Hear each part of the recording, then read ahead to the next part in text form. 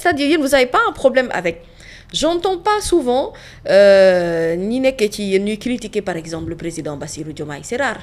La plupart du temps, vous attaquez toujours Ousmane Sonko. Mais moi, je vous donne mon point de vue. La plupart du temps. Pourquoi? Non, moi, je vous donne mon point de vue très simple. Oui. L'homme fort du régime, c'est Ousmane Sonko. Là aussi, mais oui, mais il ne faut pas qu'on... Sous le président, quand on te demande de diriger un pays, c'est d'abord de maintenir la confiance d'un peuple. Comme un peuple pour ramener, wóolu na boppam, wóolu na ses dirigeants, wóolu na la direction bi ñu prendre. Loolu nag fi mu toll nii moo fi nekkul xel yi dalul parce que les discours sont hésitants, xel yi dalul parce que les orientations sont hésitantes, parce que voilà, mais li ñuy ñaan mooy mu dox ndax su doxee ñun ñëpp la doxal. waaw mais dëgg-dëgg fi mu toll nii suñu waxante dëgg rek xel yi dalul, il y a beaucoup de tergiversation, beaucoup d'hésitation et d'aventurisme. Oui. Waly Diouf Bodian est très clair sur le sujet. Hein. Ah, il a dit quoi? Plein de fois qu'il faut diminuer les gens de la paix. Il faut, comment il a dit ça, il faut dissoudre la paix. Hein. Donc leur volonté n'est pas cachée, elle est manifeste. Dañu bëgg dissoudre APR. Oui, il faut dissoudre la paix, c'est ce qu'il demande. Donc, mais yéen du dissoudre ngeen fi Pastef benn moment. C'est l'État du Sénégal qui l'a fait. waaye yéen a nekkoon parti majoritaire di daanaka. Mais il faut avoir un discernement. C'est l'État du Sénégal qui, sur des bases de sécurité nationale, qui a fait que tous ces gens-là étaient condamnés et emprisonnés d'ailleurs, pour ces raisons-là, a dissous le parti Pastef. Chers amis internautes de Sénépeople ñu ngi leen di nuyu bu baax di leen ziar di kontaan di àndaat ak yéen ci numéro bu bees bu Face à la Nation sur la meilleure des chaînes Sénépeople. Tout à l'heure mon invité que vous allez découvrir dans un instant me disait yéen a ngi ci benn coin mais yéen a ngi liggéey lu doy waar. Ce genre de compliment, c'est le genre de compliment qu'on aime avoir et surtout les retours que nous avons vis-à-vis de nos internautes loolu aussi lu ñu amal mbégte bu yaatu lool su ko defee ñu nuyu leen ziar leen bu baax di am yaakaar ne yéen a ngi ci jàmm di leen indil nag invité bu bees ci plateau bi nga xam ne moom mooy Face à la Nation ñuy waxtaanee lépp lu jëm ci wàllu actualité politique et ñu ngi profiter également ci occasion bi di remercier suñu partenaires yi ñuy accompagner lii tax émission bi mën a yomb et puis surtout ngeen mën ko seetaan ànd ceeg mbégte rawatina donc Fatou Kaba bu cosmétique and hair bi nga xam ne daf leen di proposer ay produits yu baax ci seen yaram mais également yu baax ci karaw ñu gërëm également bu baax moi personnellement Nabou Création bi nga xam ne moom ma solal tey et puis gërëm également ñi ci jàpp de près et de loin ci réalisation émission bi bien entendu Sénépeople moo leen di offrir meilleure qualité d'image et surtout meilleure qualité de son en cela on remercie également nos techniciens derrière Youssou Biagui ak Alaaji Jibi bi nga xam ne ñoo jàpp ci xarale bi donc aujourd'hui dañoo am gan goo xamante ne Diouf la Diouf yi de d'habitude dañ leen di taggee naan Diouf a ñoo ko bàyyi Samba bëgg naa xam nag moom Diouf bi Diouf fan la est-ce que séeréer la ndax dégg na séeréer waaw wala déet mais ce qui est sûr c'est que turam du tur boo xamante ne bu ngeen ko déggee da nga naan c'est qui tout le monde le connaît. Tout le monde connaît Pape Mahawa Diouf, que nous avons le plaisir de recevoir aujourd'hui ci sunu plateau Face à la Nation. Bala may ñëw ci biographie bi jaar bi bay waxtaan ak moom damay bàyyi sunu invité Pape Mahawa Diouf mu nuyoo ak internaute Sénépeople yi ñuy seetaan ñu ngi lay nuyu bu baax di la dalal ak jàmm ci plateau bu yaaju bi. ñu ngi lay fay soxna Mamy Samb di la gërëm di gërëm waa Sénépeople yëpp ak seen techniciens yi ak seen équipe yëpp. ci teeru bi ngeen ñu teeru ak dalal bi ngeen ñu dalal di nuyu tamit seeni internautes téléspectateurs yi leen di seetaan fépp ci àddina bi di rafetlu jotaay bi tey ñaan yàlla sunu waxtaan bi jur njëriñ ngir ñi déglu ak ñun ñi ko seq yëpp. macha allah maa ngi lay fay bu baax a baax. kontaan nañu lool ci invitation bi nga ñu nangul ci émission bi alors de Maristop International Sénégal moo xam ne def na fa atu yàlla en tant que directeur marketing social et communication Pape Mahawa Diouf occupé na ay fonctions également yu bëri ci wàllu administration nekkoon na conseiller technique porte-parole du gouvernement du ministère de la promotion et de la bonne gouvernance diggante 2012 ak 2015 directeur du Centre national d'information et de documentation réglementation au ministère de la Promotion et de la Bonne Gouvernance, coordonnateur également général du transfert des actifs, c'est ça, de l'aéroport de Dakar, des activités de l'aéroport de Dakar, voilà, merci, vers l'aéroport de Diass, secrétaire général de l'ACESA, à l'aéroport international Blaise Diagne, et puis également Pape Mao Diouf, nommé woon nañ ko fi directeur général de l'Agence sénégalaise de promotion touristique. C'est aussi un excellent communicant, et ça c'est vrai, da ngeen ko découvrir au courant de cette émission, ki mu maîtriser na bu baax a baax lépp lu jëm ci wàllu li may def nii. Mais plus que ça, en profondeur, booy wax ci wàllu marketing wala ngay wax également ci wàllu communication, c'est quelqu'un qui s'y connaît. Décroché na également un DUG en médiation culturelle et communication à l'université de Lille. Licence également, il a eu sa maîtrise aussi à Marseille, c'est ça? Et puis diplômé de l'école de journalisme et de communication ex-Marseille. Au-delà de tout cela, Pape Mao Diouf, c'est aussi un homme politique. Parce que moom mooy coordonnateur ou nekkoon coordonnateur bu cellule de communication bu Benno Bokk Yaakaar. Dinañ ñëw ci parcours politique bi, mais balaa loolu dama bëgg xam Diouf bi Dioufu fan la. Dioufu Sine. Dioufu Jaxaw. séeréer nga Dioufu Fatick séeréer la. naaf yow. Mexey men. Mexa Noosa. waaw Mexey Noosa ndik rek. ah yow est-ce que dégg nga Pape Mao, est-ce que dégg nga séeréer. dégg naa waaye dëgg nag soriwul lool waaye dégg. déggoo tubaab déggoo séeréer torop na tubaab bi moom macha allah maîtriser ko mais séeréer dégguloo ko noonu torop. dégg naa ko mais du lu may làkk bët bu set. kan moo ci séeréer sa yaay wala sa. ñoom ñaar ñëpp sama yaay laal na ci séeréer mais Saloum la aussi. et puis mais dafa laal wolof ak séeréer. moom waa Njagañaaw la ak waa Njanda. dans le Joal Fadiouth. Njanda Ngéeñeen la juddu. papaam nekkoon Pierre Ndiaye nekkoon chef de canton bu Njanda. maamam di Codé Ndiaye nekkoon chef de canton bu Njagañaaw. mais ñoom nag ñi ngi cosaanoo Joli Mandaax ca Saloum. Joli Mandaax. waaw donc dañoo jaxasoo séeréer ak Saloum Ndukuman. ndeysaan. waaw. paa bi tamit moom séeréer. paa bi moom séeréer la ci ndeyam ak baayam waa Jaxaw lañu waa surtout Buur Sine Kumba Ndofen lañ surtout Semu Buur Sine Semu Maag moom ci papaam ak ci yaayam yëpp foofu la bokk. ci Sine ci Jaxaw. D'ailleurs, vous avez perdu votre père yàggul dara. waaw en novembre. voilà ñu ngi ci profité di la ko jaal di la ko masawu bu baax te ñaan yàlla yërëm ko te xare ko aljana yi gën a kawe di jaay Seydi Wujud sarax bi yàgg ci loxo beeg njaboot beeg famille bi yëpp.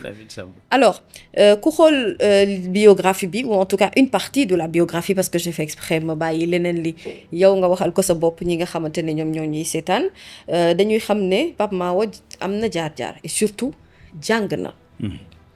culture jàng boobu kan ma ko inculqué ci yow et puis fan la tàmbale ba fi nga yegg si nii tey. oh les parents parce que ñoom ñoo ñu tàggat ci loolu ñoom seen bopp dañoo jàng am des parcours particuliers ku ci nekk ci ñoom ñaar faratal sa njàng sama yaay mi ngi génnee ENEA am fu bourse bu ko yóbbu Texas pendant 2 ans. où elle était animatrice communautaire, experte en communication communautaire et développement. Mon père a eu un parcours de sociologue, autodidacte, parce que mon daanaka jàngul ci cycle classique. Dem ba def sa thèse de doctorat d'État à l'École nationale des hautes études en sciences sociales. Il a eu un parcours entre l'Institut sénégalais des recherches agricoles ak ENDA, où il a travaillé avec Jacques Bonicourt dans plusieurs travaux de développement et surtout il était le coordonnateur de ENDA ACAS. Donc ñu tàggat ñun ci développement, engagement politique pour la communauté ak aussi ut xam-xam jàng ci loolu la ñu yar man comme mes frères et sœurs. ban genre élève nga woon bu assidu. alors moi j'ai jamais. wala da nga lay joon bi nga nekk xale. non ban genre nga woon.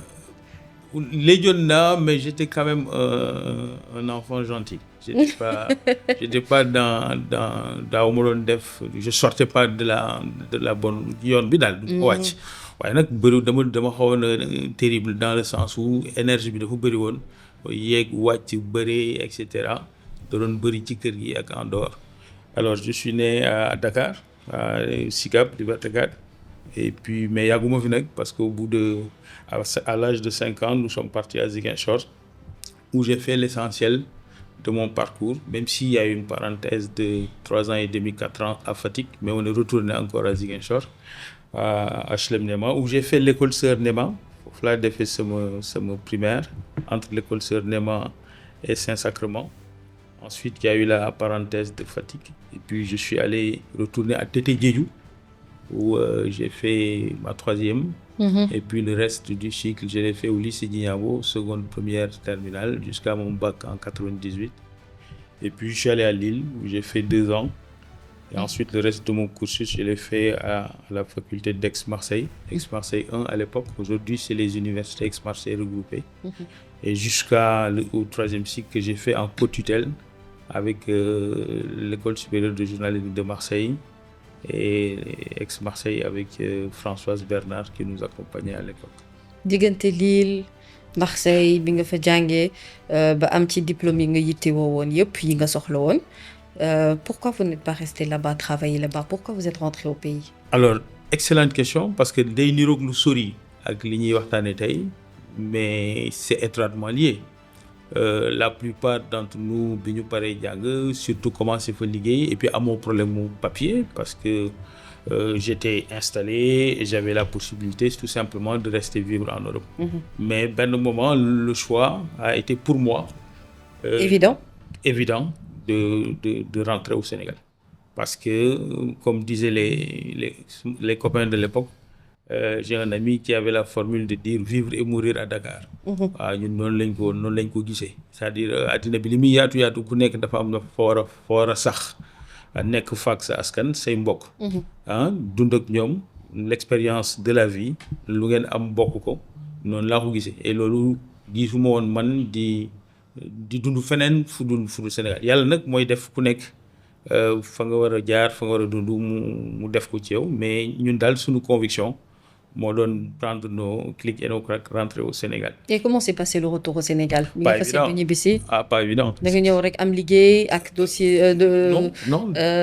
nu mu tudd tous les diplômes yi nga xamante ne moom nga indaale wala comment ça s'est passé? Pas facile. D'abord bi may ñëw c'est comme sur un coup de tête. C'est en quelques jours. waajuloo ko. J'ai démissionné, j'ai acheté un billet, j'ai pris mes clics et mes claques, je suis rentré. Alors les amis m'appelaient pour me dire mais da nga jot wala qu'est-ce qui se passe? Pourquoi tu décides de rentrer au Sénégal? Mais ma conviction était que quel que soit le domaine d'activité, l'énergie et l'effort bi nga xam ne moom lañ doon def bitim réew suñ ko defee suñu biir réew dund fa dignement. Dund dignement nag mooy am liggéey am njëriñ ci sa société mun ko def. Donc c'est ce que nous avons fait. L'opportunité a eu lieu de pouvoir travailler à l'époque avec une organisation non gouvernementale internationale dans un secteur que je connaissais. Donc la communication pour le changement, le marketing social. Donc j'ai travaillé dans ce domaine et puis après crescendo, les choses sont venues par la suite, quoi. Les choses sont venues par la suite. Est-ce que mën nañ ci dégg ne moo indi sa engagement ci wàllum politique ndax yaa ngi wax sànq ci sa njëlbeen bi ngay retracer sa parcours bi nga nekkee xale que sa waajur bu góor aussi daf la tàggat ci wàllum politique ak yeneen yu ni mel est-ce que influence bi foofu la jógee wala bi ngay ñibbi si d'ores et déjà xamoon nga ne boo ñëwee di nga am engagement politique ci benn parti? J'étais déjà engagé au PDS.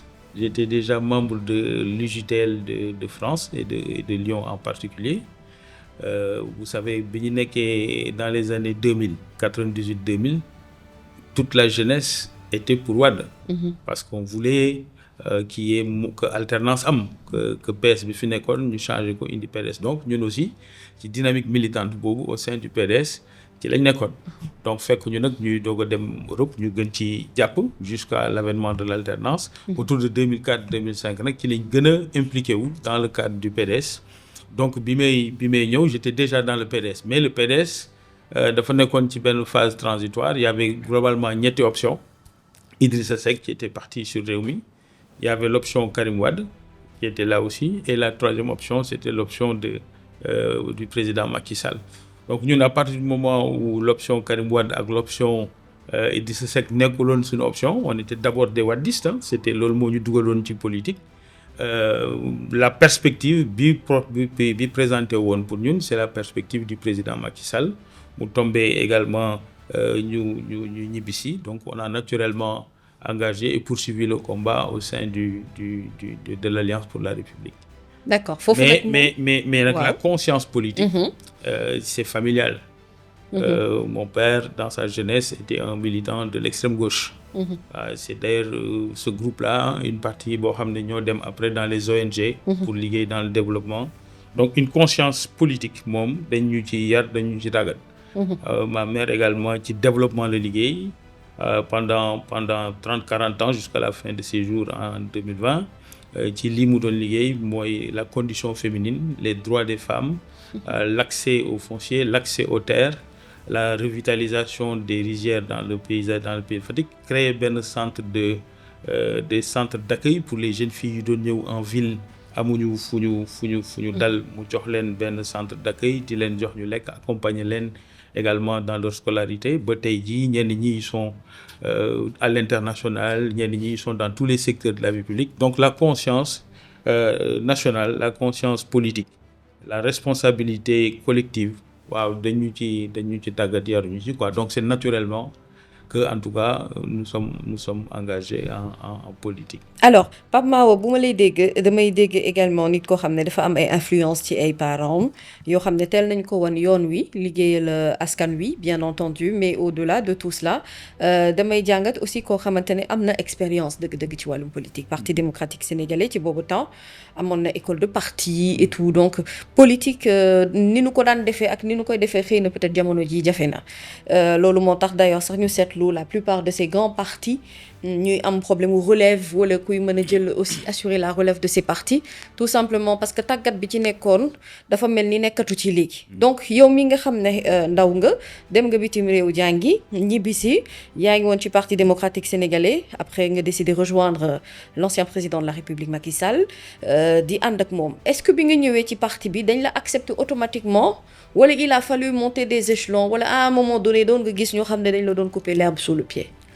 Non soxna Mamy ku def recherche nga ci sa émission bi donc da nga ma surprendre sax véritablement ça n'a pas été facile parce que yaa ngi wax tàggat école du parti PDS c'est ça man defuma école du parti en vérité sama fondation et sama identité politique dafa pluriel parce que bi ma demee Europe aussi j'ai milité dans des mouvements internationaux dans tout ce qui est les mouvements altermondialistes de l'époque avec Joseph Bové, les rencontres de Annemasse, les rencontres contre le G20 à l'époque qui avaient lieu ci yenn espace comme le sommet altermondialiste de Gênes ak yu demee noonu dañ ci daan dem donc j'ai une sensibilité d'extrême gauche en vérité mais au Sénégal pour changement il fallait que ñu dem PDS donc ma culture ci dëgg-dëgg c'est une culture de gauche en vérité même si ci bloc libéral la bokk mais je suis pas le seul bëri na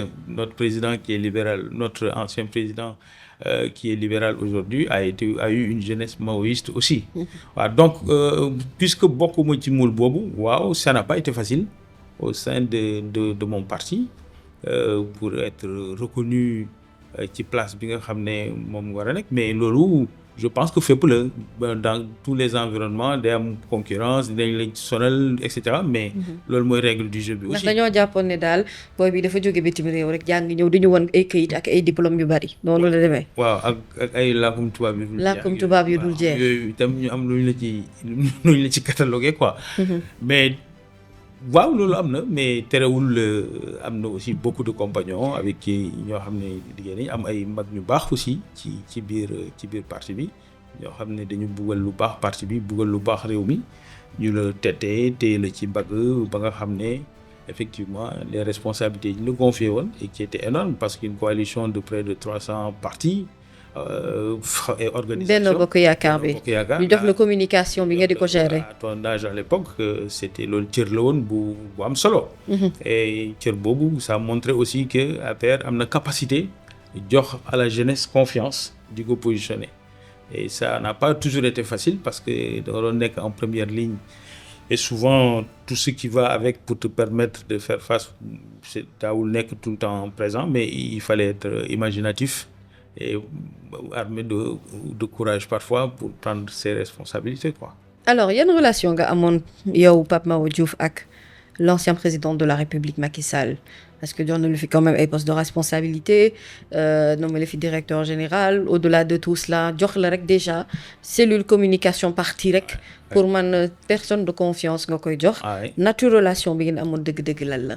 Le président Macky Sall est un très grand leader.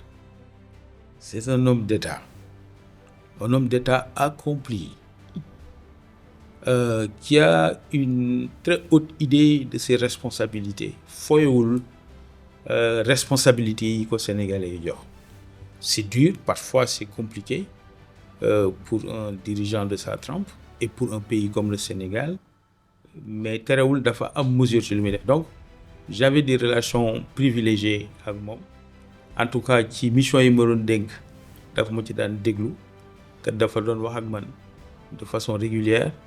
Évidemment avec lépp li nga xam ne moom la laaj ci discrétion ak hauteur de vue d'un homme d'État de sa dimension, mais il y avait une vraie complicité intellectuelle. Il y a toujours d'ailleurs cette complicité intellectuelle tey encore. Yéen a ngi déggante. Waaw. Il va bien. Très bien. naka waa Maroc. waaw ñu ngi ci jàmm. ñu ngi ci jàmm bu baax jàmm bu baax a baax. tubaarkàlla macha allah dama lay laaj loolu yëpp ndaxte.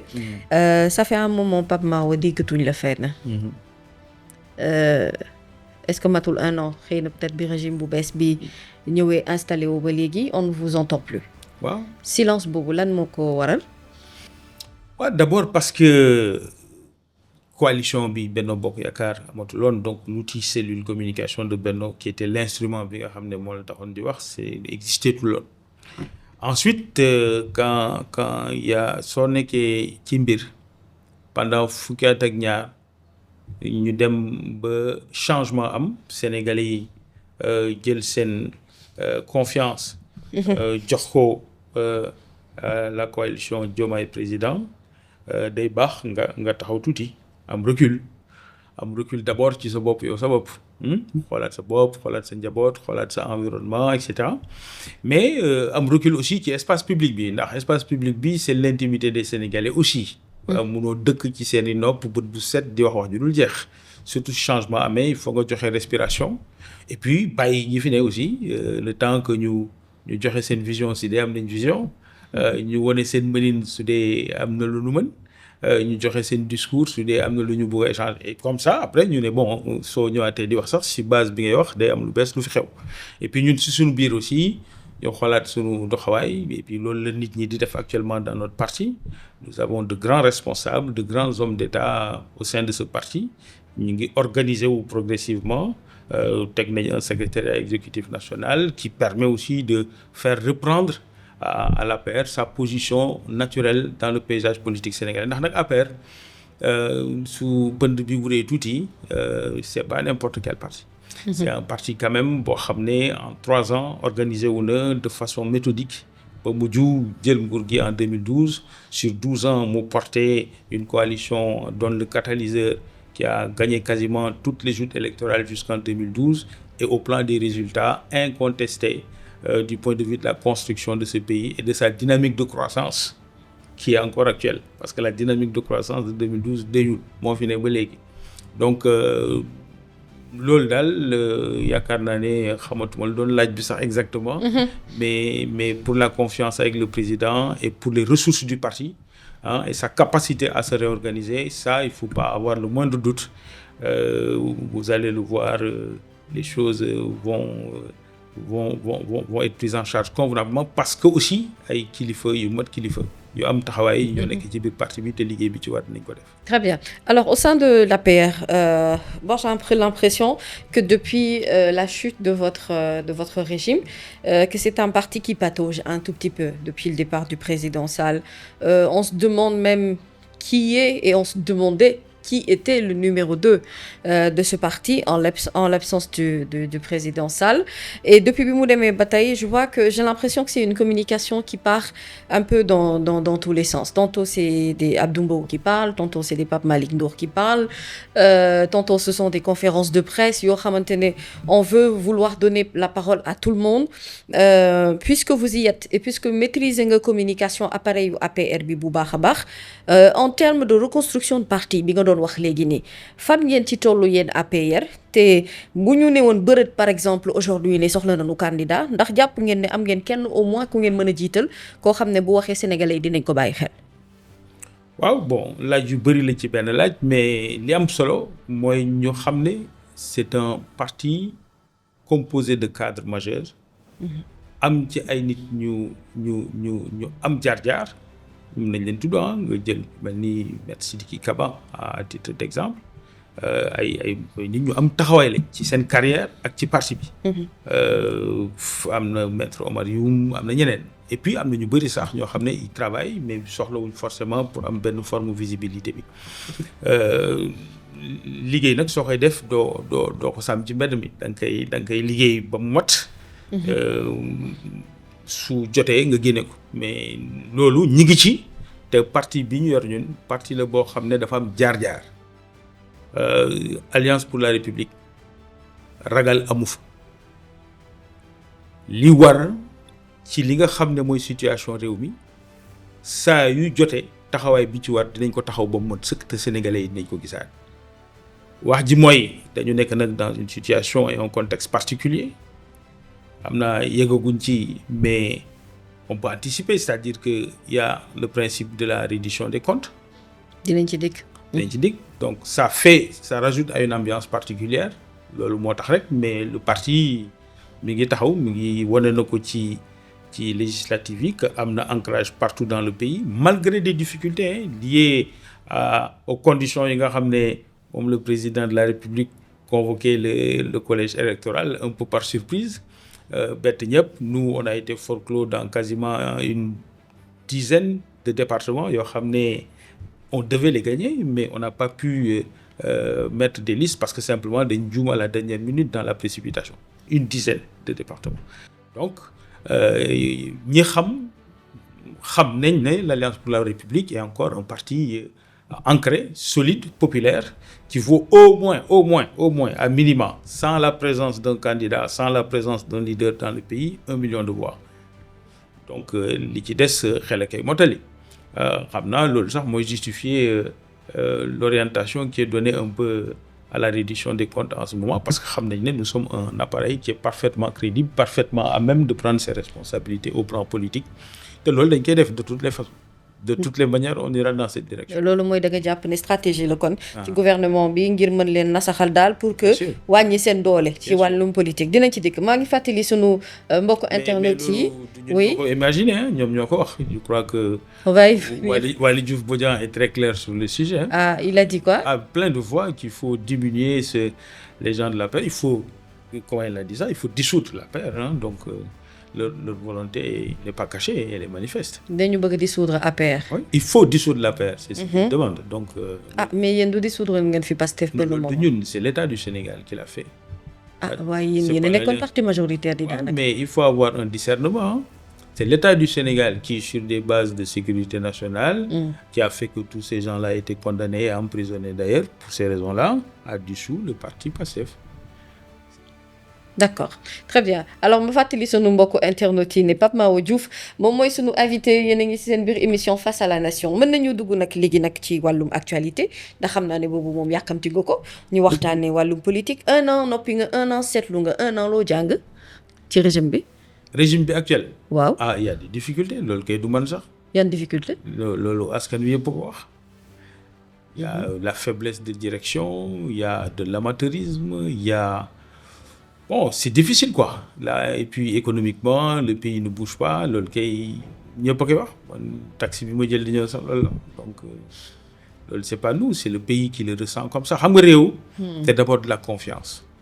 am réew maa ngi waxtaan ak samay xarit démb naan leen Sénégal dañoo jot rek ne am nañ police bu baax armée bu baax am sécurité moo tax ñu mën a jël suñuy doom di leen bàyyi ñuy jàngi wala ñu guddee wala ñu leen yebal ci ay bërëb biir Sénégal parce que dañoo jort ne suñu réew bu am sécurité la bu am confiance boobu soo amee rupture rek après day am jafe-jafe et quand on te demande de diriger un pays c'est d'abord de maintenir la confiance d'un peuple comme un peuple boo xam ne wóolu na boppam wóolu na ses dirigeants wóolu na la direction bi mu prendre loolu nag fi mu toll nii moo fi nekkul xel yi dalul parce que les discours sont hésitants xel yi dalul parce que les orientations sont hésitantes parce que voilà mais li ñuy ñaan mooy mu dox ndax su doxee ñun ñëpp la doxal waaw mais dëgg-dëgg fi mu toll nii suñu waxante dëgg rek xel yi dalul y a beaucoup de tergiversation beaucoup d'hésitation et d'aventurisme.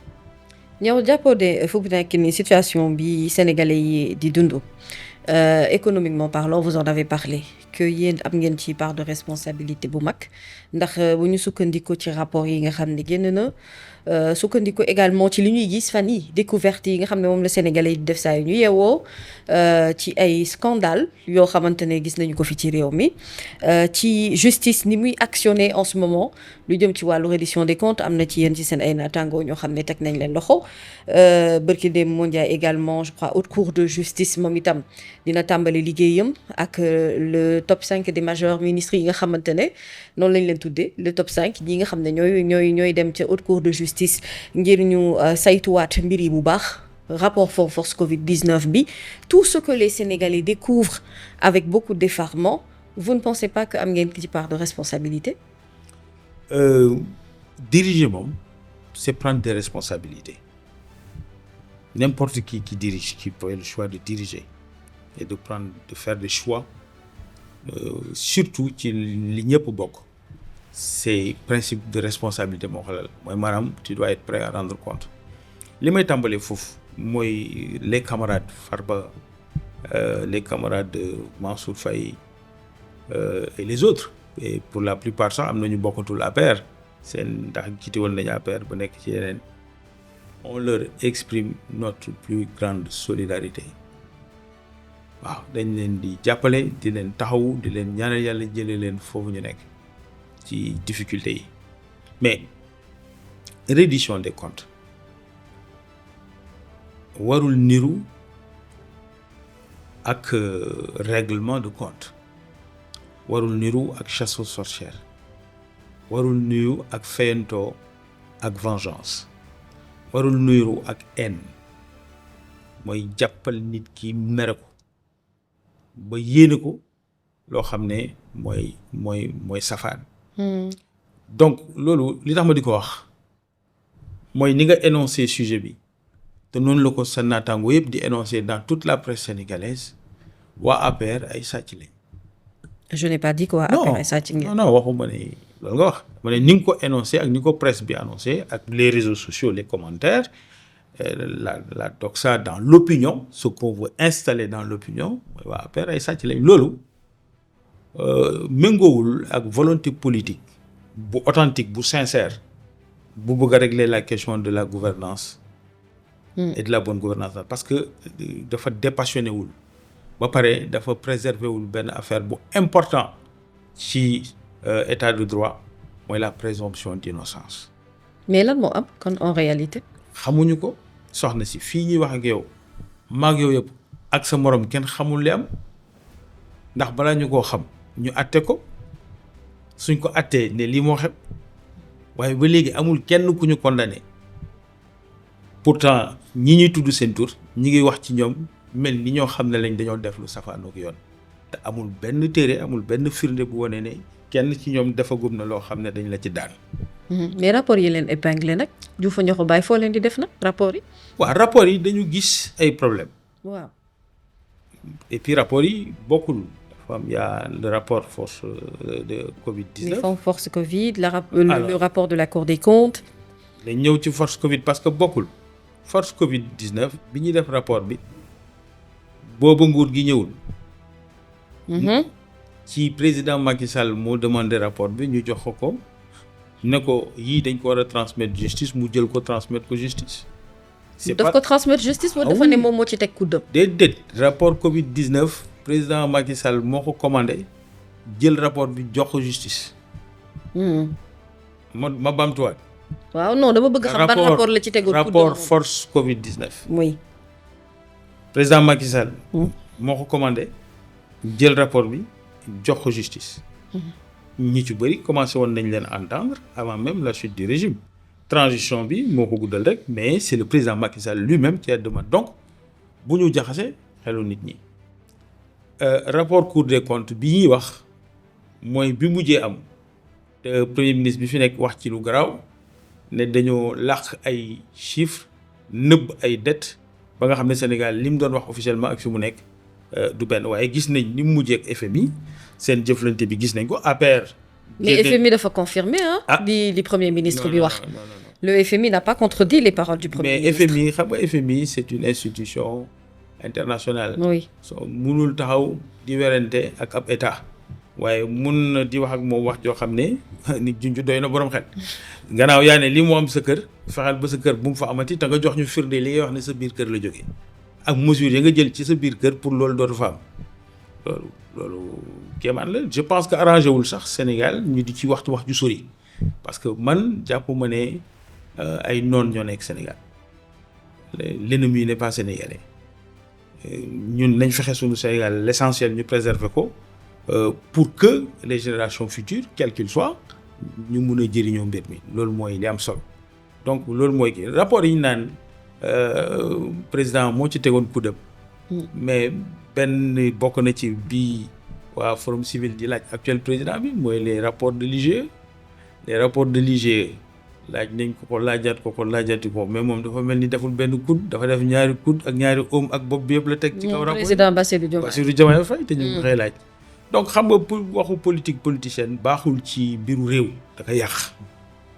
un président de la République li muy gis ak fu muy toll en hauteur ak gis-gisam du doon ay détails moo tax rapport yooyu ñu koy laaj du ko génnee moo tax itamit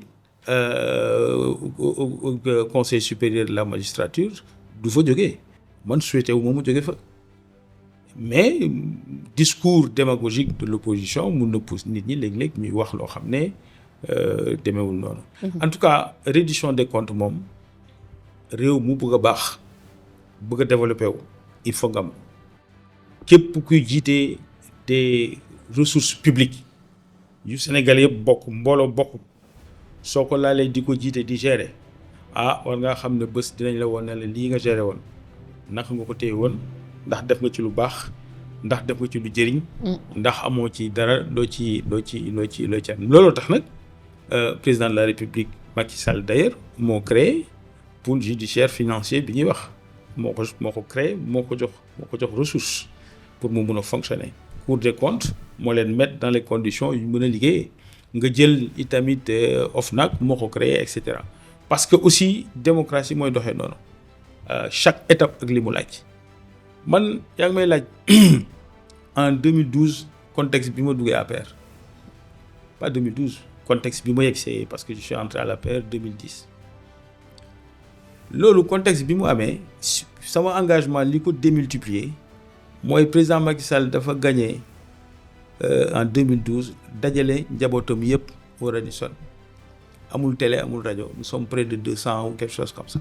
mu ne ñu di ngeen am chance ou peut-être dugg dans les espaces de l'État et de servir votre pays. mais je ne protégerai personne ku ci nekk la ngay gagné na nga yem ci la ngay gagné.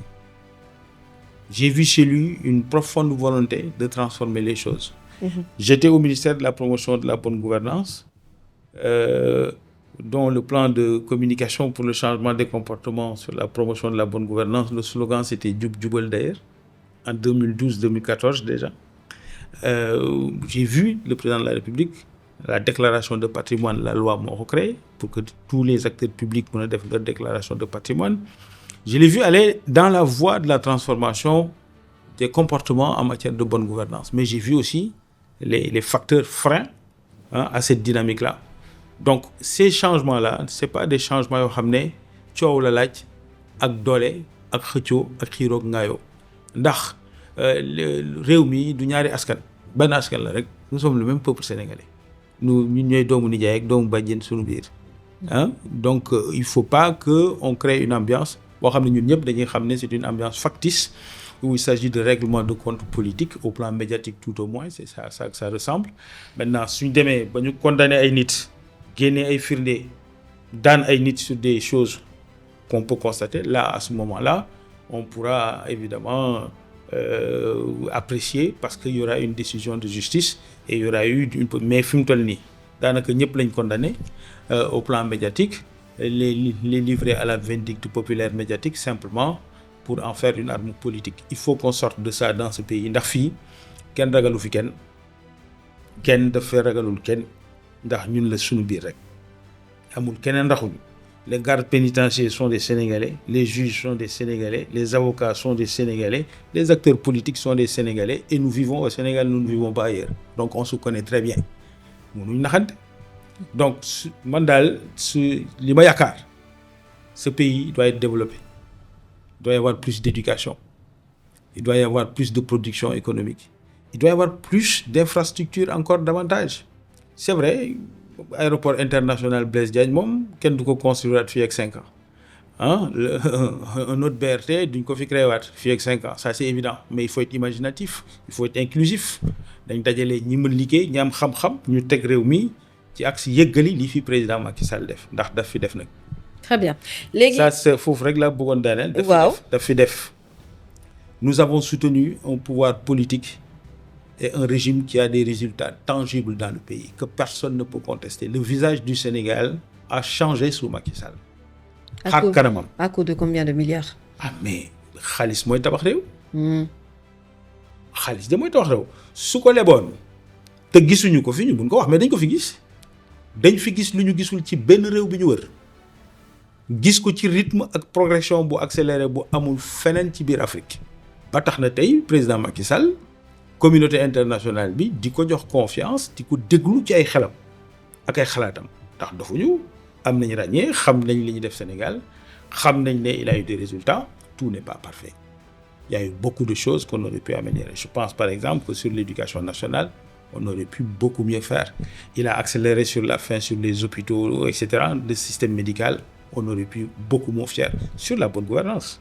Ah si, sur la bonne gouvernance on aurait pu faire plus vite et peut-être prendre même nous parce que c'est vrai que moo joxe dossier au niveau du pool financier, mais on aurait pu faire davantage. Mais ndar xëyul sotti et on peut pas faire les choses dans la perfection. Je vois que vous vous attribuez tous les mérites, en tout cas à l'ancien président de la République Macky Sall ak ñi ngeen àndaloon ci wàllum politique yëpp boobu ba léegi 12 ans de règne ngeen yor réew mi bu ngeen fi deful dara moom wax dëgg yàlla sénégalais yi dañ leen di topp ak yat. C'est clair qu'on ne peut pas être nihiliste en disant qu'il n'a rien fait dans ce pays. Il y a eu des choses qui ont été faites. Léegi je veux qu'on reconstruise le débat dès le début pour que nit ñi seetaan mën a comprendre. Yow Pape Mahawa Diouf da nga jàpp ne régime actuel bi fi nekk nii dañu nekk ci defante ou en tout cas fayu. Lan ngeen yaakaar ne ñoom loolu lañ leen meree dëgg-dëgg ba tax ñuy fayu tey. mënuma nettali suma géntu morom mënuma nettali ñoom li leen yëkkati mais li tax ma wax ko. xoolal la loi d'interprétation. Sur l'amnistie.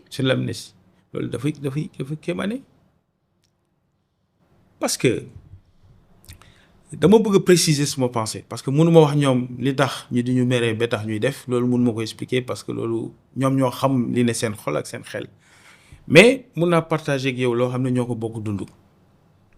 La loi d'interprétation conseil constitutionnel mënu loon def lu dul rejeté ko article bu premier bi moom la rejeté.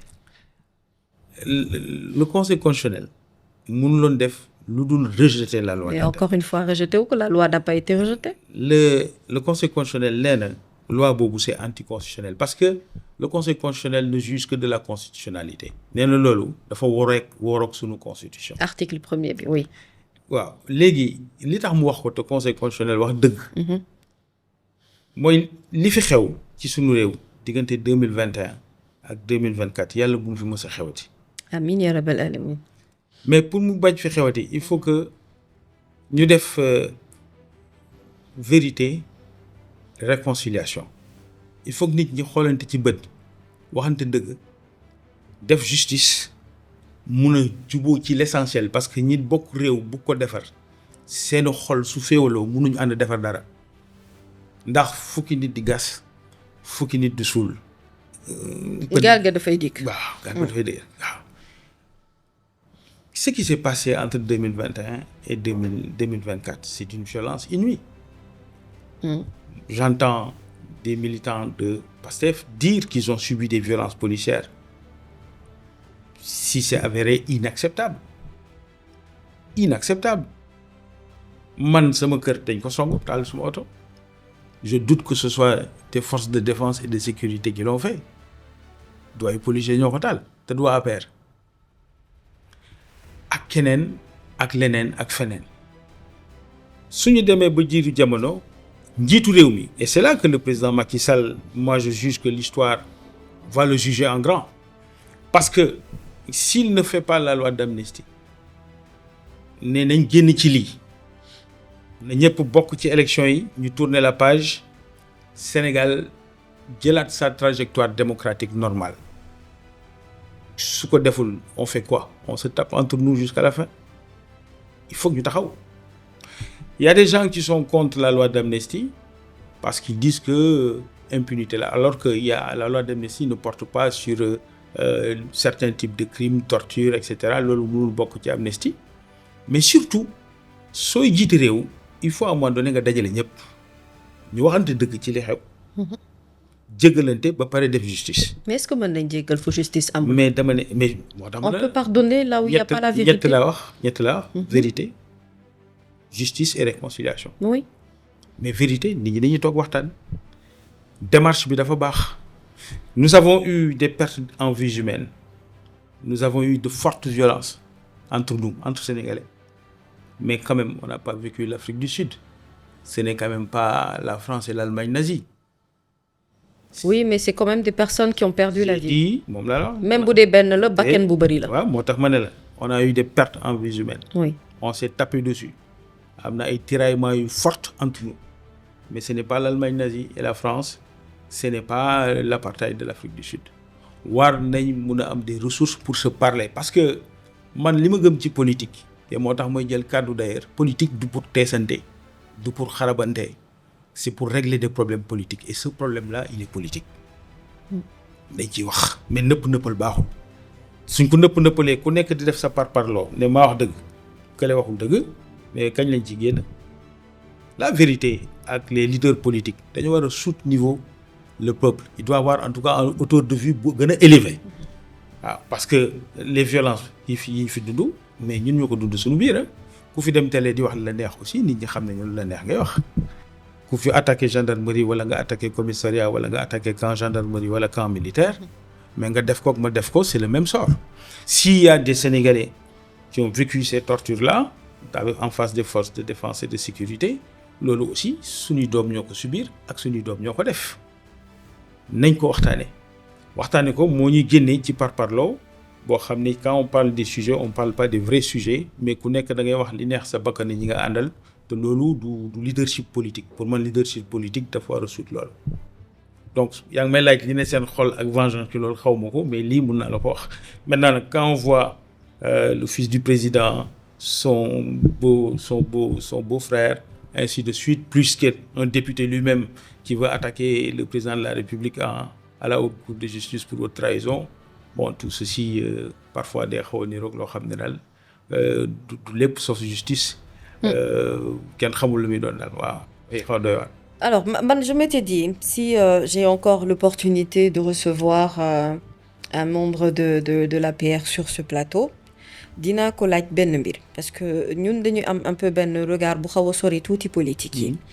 Et souvent j'ai envie de dire aux leaders de l'APR souvent quand j'en entends certains d'entre eux yow sax encore dans les propos c'est mesuré di nga comprendre au moins ne yaa ngi compatir par rapport ak douleuru sénégalais yi ak askan wi li ñu dund et douleur bi daf fi nekk ba tey Pape Mahawa Diouf c'est-à-dire il y a des Sénégalais qui sont extrêmement peinés et souvent je me demande est-ce que dëgg-dëgg def ngeen travail d'étude de terrain bi saytu Sénégalais yi souvent on vous entend par contre j'entends les politiques parler ils disent la majorité des Sénégalais je me demande loolu ban majorité la ci askan wi.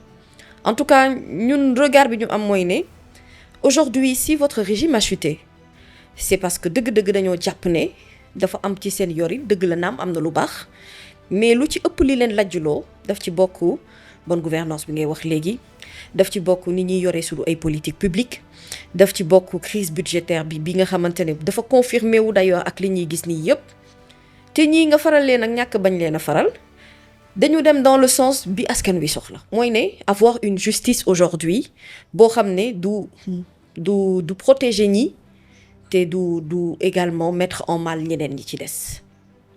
Donc moi quand je vous entends parler je me demande est-ce que dëgg-dëgg xam ngeen Sénégalais yéeg-yéeg bi ñu am ci yéen ñi nga xam ne yéen a yore woon réew mi pendant 12 longues années est-ce que vous pensez que aujourd'hui actuellement heure bi ñu toll dëgg la wax nañ ci wàllu reddition des comptes mais Pape Mahawa fi ngay toog gis say ñooñ ak xëy na ñenn ñoo xamante ne même boo leen miinul xamante nga ak ñoom dégg leen ci yenn dossiers ngay dégg yenn cautionnement yi benn nit par exemple ñu lay jiiñ 1 milliard ngay gis ay nit ñoo xam ne dañuy ñëw teg ci enveloppe bi table bi xaalis boo xam ne bien que cautionnement la waxaguñu ne ñoo def de personne n'a dit que ñoo def présomption d'innocence bi mu ngi fi mais en droit cautionnement bi ñu leen permettre les gens se disent xaalis bi kon mu fi woon xaalis bi fan la nekkoon fan la jógee alors qu'il y a des Sénégalais qui souffrent dans ce pays avez-vous réellement compris peuple bi lan la leen meree ba tey parce que moi j'ai l'impression que yéen da ngeen jàpp ne le peuple sénégalais est encore avec vous. Sa question bi dafa ëmb lu bëri. oui mais d'abord moo tax pour ma bañ ko fàtte damay évacuer. waaw jëlal pàcc par pàcc. pàcc bu mujj bi lay njëkk a évacuer. d'accord mooy pàcc cautionnement bi cautionnement ci yoon moo ko prévoir am na benn intervenant d'ailleurs sama benn bokk bu baax bokk Fatick ma di ko nuyu di ko encourager aussi Ngom Ñaam wax na ni mu cautionné ay nit a ñëw ne ko ñun dañ la bëgg a jàppale ne ko nous on t'appuie pour ce cautionnement jóge fu ne ñëw jox ko mu ne loolu la cautionné noonu la ko nettalee mais ñeneen ñi c'est des hommes d'affaires qui ont un patrimoine et qui assument leur patrimoine li surprenant c'est pas que ñu génnee cautionnement bi c'est que li ngay topp nit ki mu ne la moom lu toll noonu mun na la ko jox en équivalent toog ci réew mi nga bañ ne doo ko bàyyi kaso bi pourquoi koo xam ne génnul dawul. kan ngay waxal exactement. Ça peut être Tahirou Sarr ça peut être Farba Ngom. mais Farba Ngom liñ koy jiñ ci alal yow dégg nga ko wala. ça peut être Lat Diop li ñu wax ñoom ñëpp mooy liñ tawuñ génnuñu réew mi. waaw mais Farba. waaw xaaral ma ñëw rek ñaari waaw Farba tamit. Farba liñ koy jiñ tamit ci alal. waaw mais loolu yow yaa ngi fi quoi yaa ngi Sénégal yaa ngi gis non. maa ngi gis lan. ni li ñuy wax nii yëpp ne gis nañ ko ci ay titres fonciers ci ay terrains yoo xamante ne moom moo ko moom c'est-à-dire loo xamante ne ci yoon la jógee nekkul lu ñuy waxtaane ni ci bedd bi wala ñuy kasaw c'est des rapports d'enquête. donc yoon moo wax ne Farba Ngom moom loolu yëpp. non dama ne rapport d'enquête yi ñuy xam ne moom la ñuy fësal di ko génne yaa ngi lire presse bi non. waaw moom la yaa ngi lire tout le temps wala da nga jàpp ne journalistes yi dañ leen contre aussi. non mooy loolu mooy li ma la wax sànq li ñu war a wax sénégalais yi te ñu xam ko mooy amagul yoonu Sénégal waxagul kenn nit ne ci ñi jàpp di leen tudd yëpp ne yaa def. ni ko lu tax ñu jàpp leen. très bien yoon dafa ne day enquête ci ñoom ndax jot na ci ñoomi mbir. waaw lu jur enquête dafa dëgg rek moo tax ñu naan jàpp bi ndax jar na ko parce que ñi ngay bëgg a jàpp ne da ngay enquête ci ñoom daanagoo leen. ñu ne la ñun li ñuy jiiñ su dee ñoo ko jël ñun lii ñi ngi fi mun nañ la ko jox caution mais bàyyi ñu sunu kër jarul nga di ñu tëj mais kenn yoonu Sénégal waxagul kenn ne moo def ci réew mi amagul. d'accord nga ak man. d'accord naa bu baax. très bien loolu dafa baax ñu wax ko sénégalais yi parce que li ñu wax sénégalais yi fi mu toll nii mooy ñoom ñëpp a jël kenn setul loolu méngoowul ak li nekk loolu bi ñu ko waxee ba pare dafa am beneen question bu am solo boo wax sur naka ngay comprendre accepter le choix des Sénégalais pour un changement loolu da nga koy nangu saytu sa bopp dafa am solo bokk na ci liggéey bi ma la wax ne parti bi mi ngi koy def sur l'éthique sur le discours politique sur les propositions politiques.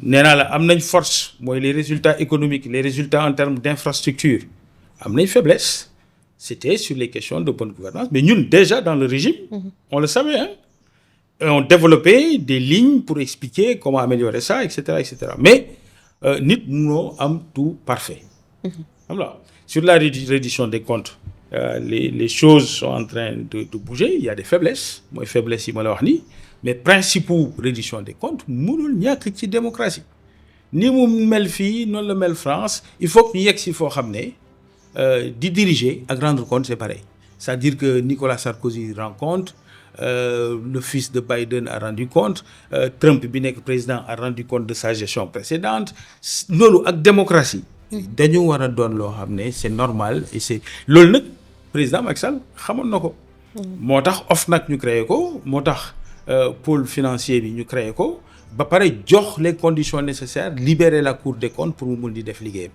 parce que démocratie ak loolu ñoo ànd mais ça doit être une banalité dañu war a yegg foo xam ne au côté ñu war nag di défendre des principe bi ci njëkk mooy le principe de présomption d'innocence encore une fois ma wax ko yoon ñi ñuy tudd ni yëpp yoon daanagu ci kenn amul kenn ku yoon ne yaa def lii ba lii lañ lay daan lii lañ lay téye amul donc la presse aussi ak ceux qui prennent parole pour préserver d'ailleurs la politique de la reddition des comptes parce que dama gëm ne dafa war a continuer warul taxaw on doit définitivement franchir cette étape principe de reddition des comptes tu gères da nga war a rendre compte. mais tey jii bu yoon demoon ba àtte supposons ba ne ñi ngay wax ne defuñu dara wax ne finalement ñoo def di nga nangu quand même. Ouais, vous avez confiance en la justice sénégalaise ou pas? Mais vous savez malheureusement l'actuel Premier ministre Ousmane Sonko a donné la possibilité à tout homme politique de contester les institutions du pays. Vous contestez la justice sénégalaise? Il a donné la possibilité à tout homme politique sénégalais de faire comme lui, de refuser de répondre et de dire que justice bi justice Ousmane Sonko la. D'autant plus que lui joxe na ay firnde yu war a mun a wane loolu ndax moo fi ne woon ne Farba dootul bokkatul. moo fi waxoon ne lii saaga yi fi la xari jaar réseaux sociaux yi bokkatul alors que moom mi ngi am koo xam ne mi ngi koy defal liggéey boobu muy saaga ñëpp saaga président de la république bi te kenn laalu ko mais gëwuma loolu man li ma gëm mooy nous avons de grands magistrats li ma gëm mooy nous avons une grande justice et de grands hommes d'État Sénégal moo dul dëkku ni ñu amee journalistes yu màgg yuñ jàngal tàggat leen noonu la ñu amee de grands fonctionnaires tu vois de grands hommes d'État dans le ministère de l'économie et des finances pareil d'accord mu ne ay tricheurs ñoo fa nekk nous avons de grands hommes d'État fii lañ toog amul lu ñu lekkul les 7 sages du conseil constitutionnel c'est eux qui ont empêché le report amul lu ñu yekkul le conseil constitutionnel terewul bi loi bi nga xam ne c'était une loi anticonstitutionnelle d'interprétation yooyu dañ ko laisser voilà nous avons des institutions fortes et pour la première fois je suis à 100% d'accord avec le premier ministre actuel d'ailleurs li mu wax dëgg la le Sénégal n'a pas de problème d'institution enfin il le reconnaît au bout de 10 ans le Sénégal n'a pas de problème politique le Sénégal a un défi économique sur ce terrain Macky Sall a fait un grand pas la reddition des comptes c'est bien mais nañ ko def ak équilibre ak transparence ba ko utiliser comme arme politique mais réew dañ koy jox ci mais pour répondre à ta question nous avons une grande justice de grands magistrats nous croyons à la justice sénégalaise moo tax gisoo kenn ku ñu convoqué mu ne demul gisoo kenn ku ñu ne demal répondre mu bañ a wuyu les gens répondent parce qu'ils respectent ces institutions-là mais cette parenthèse était nécessaire. D'accord avant may ñëw ci mbiri Ousmane Sonko diversité politique bi am ci seen diggante yéen ñaar je sais que vous êtes proche de Amadou Ba non? Oui plus ou moins vous faites la moue alors expliquez-moi tout. Non je suis de l'Alliance pour la République. yéen seen diggante ak Amadou Ba moom nu mu fa demee noonu. Amadou Ba était le candidat oui. malheureux pour la il est quand même arrivé deuxième waaw. Ah, il est quand même arrivé deuxième. Okay. Malheureusement, il n'a pas pu rassembler la confiance de la majorité des Sénégalais. Ah, donc d'ailleurs, vous me dites les Sénégalais, oui, il y a 54% des Sénégalais qui ont voté pour cette majorité-là, mais il y en a 46 qui ont voté contre. waaw et mieux encore bi législative bi ñëwee tamit xaw nañ leen rek. Voilà bon yéen moom fu mu nekk nii moom bu leen sonn. non ce que je veux dire politique moom. non ce que je veux dire c'est que 46%. oui d'un électorat. oui du looy jël di ko sànni. non pas du tout bien évidemment c'est à prendre en considération. xam nga lu tax loolu c'est 46% de ceux qui se sont exprimés des suffrages exprimés. mais am nañu inscrire wul ci liste yi nous sommes 20 millions. soo jiitoo le taux de participation et de ta victoire c'est un message de confiance. Mais da ngay am une vision qui dépasse ça sinon da ngay juum C'est pas parce que nous sommes 46% que nous n'avons pas le droit de penser que nous avons des gens qui sont avec nous et qui pensent comme nous pensons. Ah, ok, bien Nous avons le droit de défendre cette ligne. mais bien sûr, bien loolu- entendu. loolu mooy li nga. Ama yow grand communicant nga bul éloigné ñëw ci sama sujet ñëwal ci Amadou Ba sa diggante ak APR. Waaw, parce que je sais que Amadou Ba. xanaa léegi le divorce est consommé wala parce que moom il a créé sa nouvelle responsabilité yéen vous êtes de votre côté d'ailleurs Amadou Ba amul sax kon gisuma kay- benn action bu ngeen di teg moom mu soutenir kon leen. kay waaw bokkul. Nekkatu leen. nouvelle responsabilité la Alliance pour la République la. Nous, notre leader, c'est le président Macky Sall. Et, toujours il le reste toujours. bien sûr. moom nu muy diriger parti bi à distance. Il est notre leader, il inspire le parti. Maintenant, le parti s'organise autour de lui pour s'organiser au quotidien et gérer les choses en cours. Mais loolu sunu mbaxalu biir la quoi, comme on dit.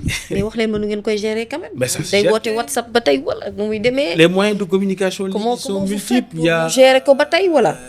Les moyens de communication, c'est les mêmes pour tout le monde. C'est le mail, le WhatsApp, la téléphonie. yéen jotul ngeen ut beneen leader bu dul Macky Sall ngeen jiital ko. Suñ fa mu yor seen suñ affaire. fa yeggee dinañ ko def. lu tax yow sax mënoo koo jël nga jiite ko yow xale nga. mais pourquoi pas mais suñ fa yeggee def ko dañ fa yeggagul rek pour l'instant. mais lu tax man ci parti politique u Sénégal yi c'est-à-dire kenn nag mooy nekk ci bopp boobu kooku bu doxatul wala nekkatu fii parti bi dootul dox. pourquoi loolu loolu dañ ko war a éviter. loolu je suis d'accord à 100% avec toi. C'est le moment de féliciter le président Moustapha Niasse mais aussi le président Abdoul Mbaye qui ont organisé de belles transitions et qui permettent d'avoir une nouvelle perspective pour ces partis-là. Mais nous aussi, on est dans la dynamique, les choses se feront naturellement. Les autorités du parti, ñi ngi liggéey en bonne intelligence avec tous les cadres du parti et le moment venu li ci war dañ koy def sans problème. Mais loolu sunu affaire u biir la. seen potum biir la sunu potum biir la. baax na d'accord amul problème bàyyi naa leen ak seen potum biir léegi dernière question ci ñu tëj chapitre politique bi ñëw ci sa ay perspectives ndax li ñu desee ci waxtu bariwul dama dégg ci sa discours bari na loolu li nga ko indiwaat le premier ministre Ousmane Sonko revient à chaque fois dans votre discours est-ce que c'est parce que daf leen wax ne Sénégal amul opposition wala boo considéré wu leen comme ay opposants dëgg-dëgg wala yéen lan mooy seen problème ak ci accepter Ousmane Sonko en tant que premier ministre tout court balaa sax ñu naan Ousmane Sonko leader du parti PASTEF. Mais pourquoi nga wax ne on le reconnaît pas? Mais j'ai l'impression que yéen ñëpp vous avez un problème c'est-à-dire yéen vous avez pas un problème avec. J'entends pas souvent ñi nekkee ci yéen ñuy critiquer par exemple le président Bassirou Diomaye c'est rare. La plupart du temps vous attaquez toujours Ousmane Sonko. Moi je vous donne mon point. La plupart du temps pourquoi? Non, moi je vous donne mon point de vue très simple. Oui. L'homme fort du régime c'est Ousmane Sonko. Là aussi mais oui mais il faut pas qu'on. léegi yow sunu président bii nag. da nga ko xeeb wala. non waxewuma noonu mais ce que j'essaie d'expliquer il faut pas qu'on crée un autre film qui n'existe pas. Le leadership de Ousmane Sonko dans l'opposition et dans le processus qui conduit à Diomaye président jusqu'à ce qu'il gagne, mais c'est Ousmane Sonko qui le porte. C'est-à-dire que tu peux pas être dans de l'à peu près ou du faux-fuyant. Wow, mais c'est pas le chef de l'État du Sénégal. Le président de la République s'appelle Bassirou Diomaye Diakhar Faye. Le leader politique de la majorité aujourd'hui, oui. C'est Ousmane Sonko. Waaw, mooy leaderu Pastef moom. De la majorité. Mooy leaderu Pastef. De la majorité. C'est-à-dire Pastef et ses alliés. Mais yéen lan mooy seen problème ak Ousmane Sonko? Mais ça c'est pas un problème. Pourquoi moom ngeen di attaquer tout le temps? Mais ça ce n'est pas un problème moom laa la wax. Quand vous êtes le leader politique de la majorité, il est normal que l'opposition critique votre travail et votre action.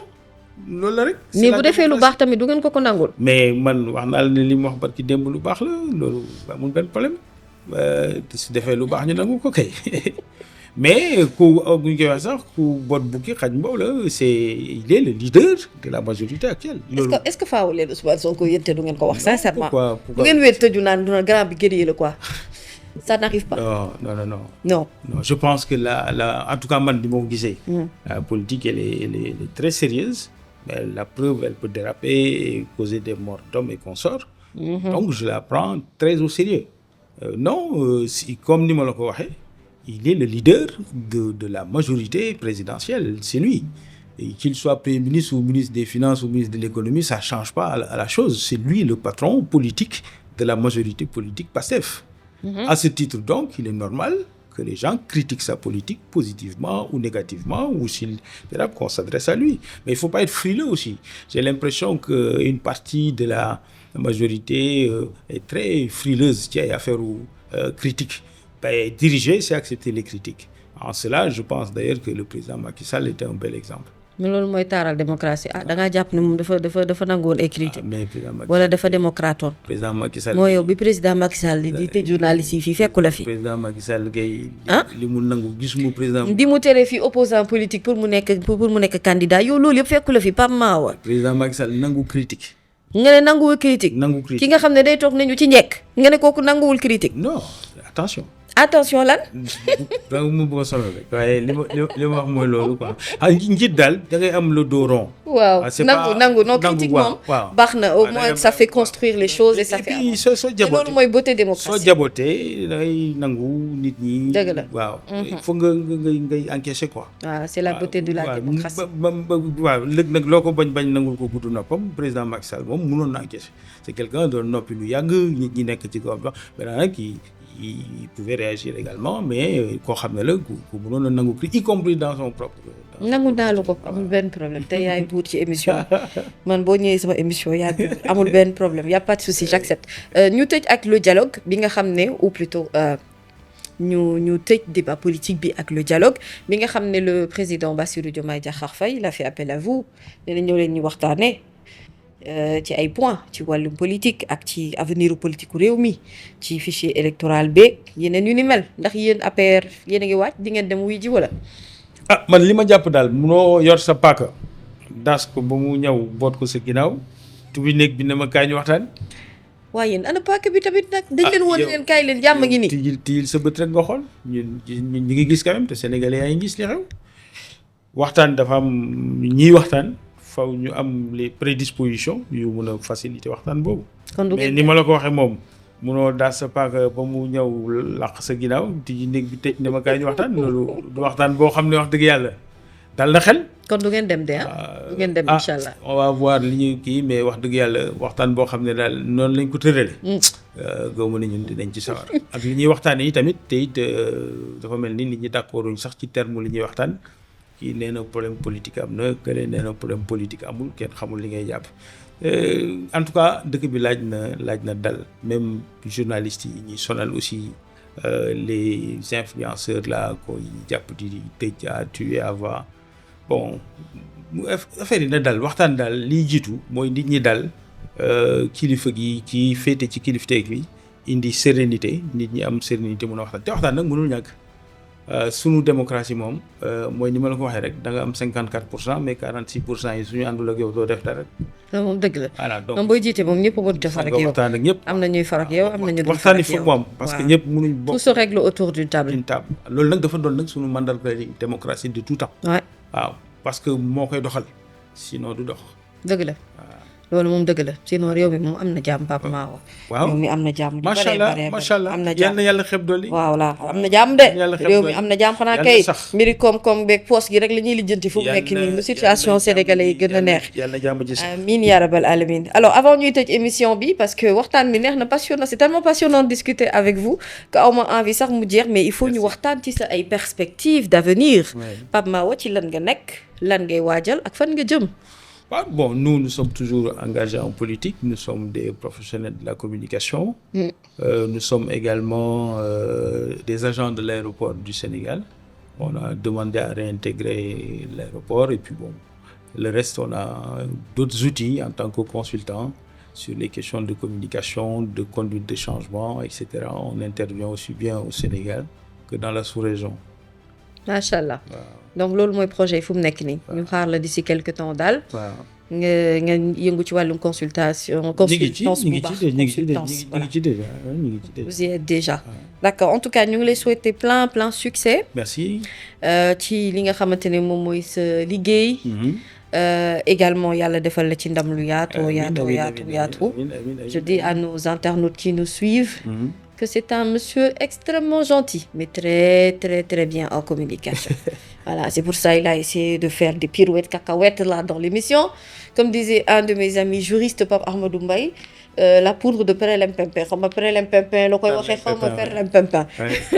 Donc voilà. Oui. En tout cas, ça a été un plaisir de partager ce partager, moment de discussion avec vous. Oui.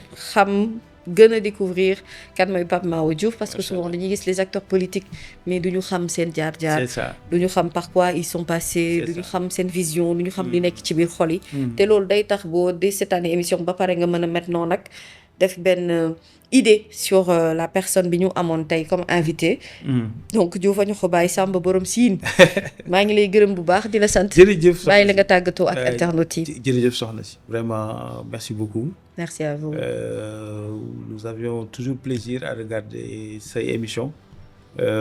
Très professionnelles. dama baax de je suis gentil. Très gentil. Attention, c'est pas pour autant que vous n'êtes pas tenace li ci war yëpp da nga ko ci def. Et puis waxtaan boo xam ne la ni muy tegoo day permettre comme argumentaire dëgg di nga mën a waxtaan ak nit ki dans une contradiction ferme mais respectueuse ba pare day permettre éclairer nos concitoyens. En tout cas, appel à la mobilisation à tous ceux qui croient à la démocratie, à notre parti, l'Alliance pour la République, qui compte dans ce pays, qui a déjà fait les beaux jours du Sénégal et qui doit se remobiliser pour cette renaissance indispensable pour répondre à l'appel de la démocratie sénégalaise. Les Sénégalais sont inquiets, ils n'ont pas de direction.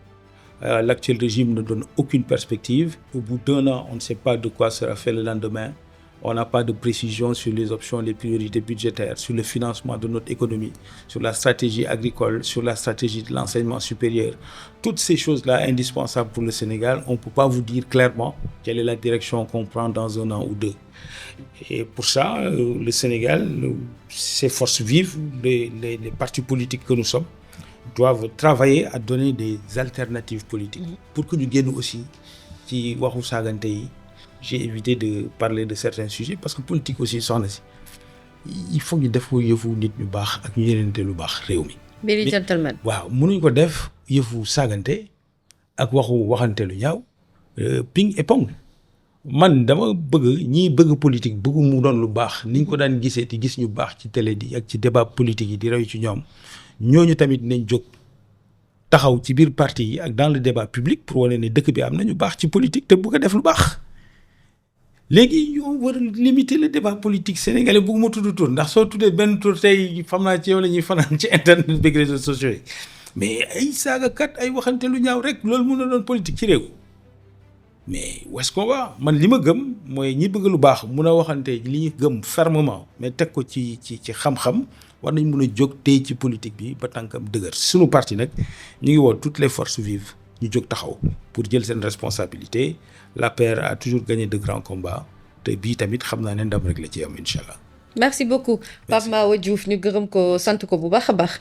moom la ñu dalaloon ci seen émission Face à la Nation tey ñu remercier encore une fois sunu partenaire bi nga xamante ne moom mooy Faka cosmétique bi leen di proposer ay produits pour la peau ainsi que pour les cheveux donc mën ngeen ko utiliser saa yu leen neexee vraiment ay bienfait rek laa ci gis boo ko utiliser saa su nekk sa yaram day nay day nes yi en plus booy utiliser également ay produits pour tes cheveux surtout que ñun nga xam ne cheveux africains la ñu am nous avons des cheveux crépus dina permettre vraiment sunu karaw mën a am repousse bu baax mën a développer wu ni mu gënee kon Fatou Kaba ñu ngi koy remercier aussi bu baax a baax merci à Nabou Création qui m'a habillée aujourd'hui je suis bien habillée non voilà Nabou Création moom ma sañsel tey maa ngi koy gërëm di ko sant bu baax vous verrez son numéro de téléphone affiché au bas de l'écran aussi ñu ngi remercier Djibi mi jàppoon ci xarale gi bu baax a baax Youssouf Biagui également pour la qualité d'image, le son et le montage. Remercier toute l'équipe de Séné People, notre assistante Abi, di nekk ci ginnaaw di coordonner pour que émission bi mel ni ngeen bëgg mu mel. Voilà. Et puis on vous donne rendez-vous la semaine prochaine, Inch'Allah, avec un autre invité sur ce même plateau dans cette grande émission Face à la Nation sur la meilleure des chaînes, Séné People.